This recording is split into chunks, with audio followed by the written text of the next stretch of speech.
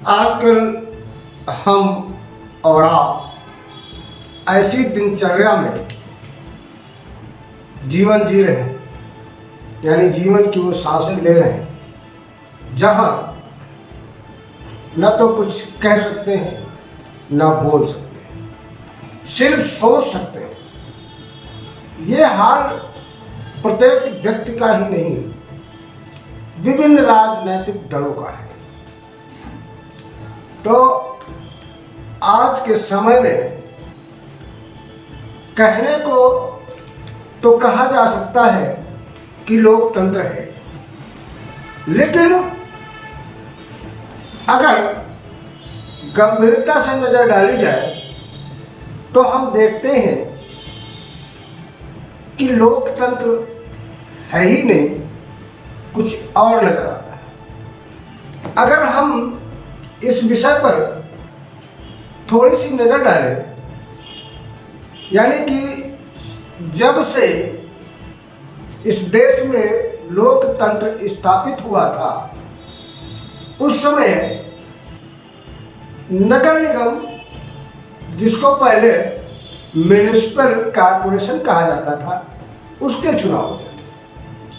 तो वो घटना मुझे याद आती है, वो संस्कृत मुझे याद आती है, वो बात भी मुझे याद आती है जब उस समय पहले नगर निगम के चुनाव हुए थे। तो उस बात को आज हम ये बताने जा रहे हैं कि वो कितना सुंदर और सुशील लोकतंत्र का चुनाव था, और चुनाव के बाद कितने बढ़िया और सुंदर संस्कार हुआ करते थे। तो आइए बताते हैं, उस घटना पर एक नजर डालते हैं। तो चौक से अपने समय की मशहूर तवायफ और महफिलों की शान दिलरुबा जान उस समय की उम्मीदवार बनी थी। ये मामला उत्तर प्रदेश राजधानी की चौक का है। उनके खिलाफ चुनाव को लड़ने को तैयार नहीं था, लेकिन वहीं पर उन दिनों एक बहुत बड़े मशहूर हकीम हुआ करते थे, और उन हकीम का नाम था शमसुद्दीन। चौक में उनका दवाखाना था, और अपने ज़माने के मशहूर हकीम भी थे और बहुत प्रसिद्ध थे, और वहीं पर इनका क्लिनिक था। और लोगों ने, इनके ज़्यादा आदमी नहीं हुआ करते थे, यार दोस्त जो दो चार हुआ करते थे, तो चुनाव में हकीम साहब को लड़ने के लिए तैयार कर दिया। क्योंकि शमसुद्दीन हकीम साहब बहुत प्रसिद्ध थे, तो दोस्तों ने जबरन ही उसको चुनाव में उतार दिया। उसी दिनों चुनाव प्रचार जब चला तो दिलरुबा जान का प्रचार बहुत तेजी से चले। तो रोज चौक में महफिलें लगने लगी। अपने ज़माने की मशहूर नर्तकियाँ जैसे जद्दन बाई के प्रोग्राम होने लगे, और मशहूर महफिलें खचाखच भरी रहती थी। वही हकीम साहब के तो चंद दोस्त ही थे जिन्होंने उनको इलेक्शन में झोंका था। अब हकीम साहब काफ़ी नाराज हुए। नाराज क्यों ना हो, जो उनके पास भीड़ नहीं थी, उनके साथ भीड़ों का वो सैलाब नहीं था जो चुनाव प्रचार कर सके, जो नारे लगा सके। तो वो गुस्साए और कहने लगे, तुम लोगों ने मुझको पिटवा दिया, तो मेरी हार तो तय है। लेकिन दोस्तों ने हार नहीं मानी, और उस समय उन्होंने एक नारा दिया, है हिदायत चौक के हर वोटर ए शौकीन को, दिल दीजिए दिलरुबा को, और वोट शमसुद्दीन। दिलरुबा कहाँ चूकने वाली। इसके जवाब में दिलरुबा जान ने एक नारा तैयार किया। वो नारा बताता हूँ आपको। उनका नारा था, है हिदायत चौक के हर वोटर शौकीन को, वोट दीजिए दिलरुबा को, और नब्ज शमसुद्दीन। तो कहना ना होगा कि हकीम साहब का नारा कामयाब हो गया, और हकीम साहब नगर निगम का चुनाव चौक से जीत गए। लखनऊ की तहजीब देखिए, लोकतंत्र के संस्कार देखिए कि तहजीब के मुताबिक दिलवा जान ने हकीम साहब के घर आकर बधाई दी और बधाई देते हुए कहा कि बेशक मैं इलेक्शन हार गई और आप चुनाव जीत गए, मुझे इसका कोई रंज नहीं है। आपकी जीत से तो एक बात सच साबित होती है कि लखनऊ में मर्द कम और बीमार ज्यादा है।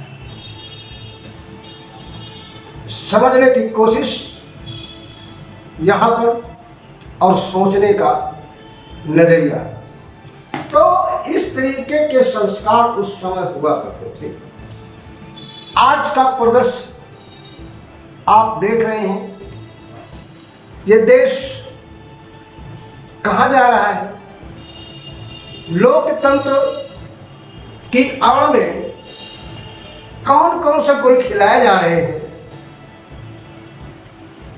दिल सोचने को मजबूर होता है। आम जनता से देश कहां जा रहा है मतलब नहीं।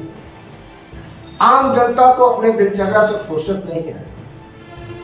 गोदी मीडिया को विश्लेषण करने की जरूरत नहीं है, क्योंकि उनके पास कोई मिशन नहीं है। इसके अलावा समाज उनका जागृत है और जो उनकी मंशा है उसी प्रदर्श पर चल रहा है। इसलिए उनको इस देश में क्या हो रहा है किसी से मतलब नहीं। लेकिन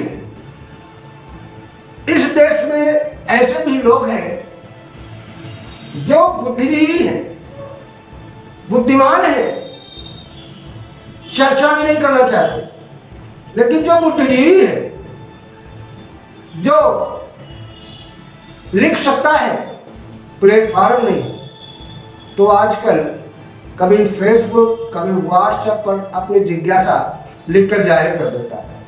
उनमें से ऐसे भी कुछ लोग हैं जो सिर्फ